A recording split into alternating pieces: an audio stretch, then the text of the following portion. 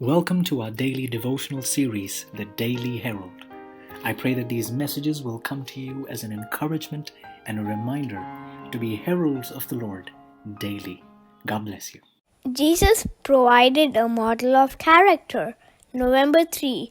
For ye are dead, and your life is hid with Christ in God.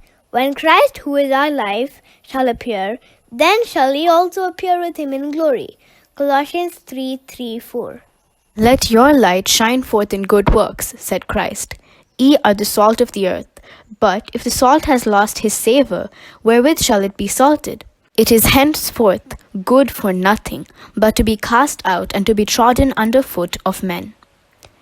I fear that there are many who are in this condition. All have not the same work to do. Different circumstances and talents qualify individuals for different kinds of work in God's vineyard. There are some who fill more responsible positions than do others, but to each one is given his work. And if he does his work with fidelity and zeal, he is a faithful steward of the grace of God. God does not intend that your light shall so shine that your good words or works shall bring the praise of men to yourself, but that the author of all good shall be glorified and exalted. Jesus in his life gave to men a model of character. How little power did the world have over him to mold him according to its standard. All the influence was thrown off. He declared, "My meat is to do the will of him that sent me and to finish his work." If we had this devotion to the work of God, doing it with an eye single to his glory, we should be able to say with Christ, "I seek not my own glory." His life was full of good works, and it is our duty to live as our great example lived.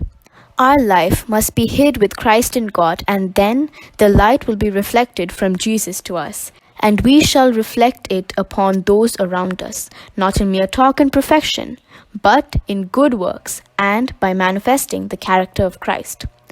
Those who are reflecting the light of God will cherish a loving disposition. They will be cheerful, willing, obedient to all the requirements of God. They will be meek and self-sacrificing and will work with devoted love for the salvation of souls.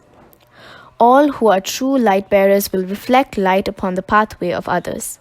Let those who have named the name of Christ depart from all iniquity. If you yield to the claims of God and become permitted with his love and filled with his fullness, children, youth, and young disciples will look to you for their impressions of what constitutes practical godliness, and you may thus be the means of leading them in the path of obedience to God.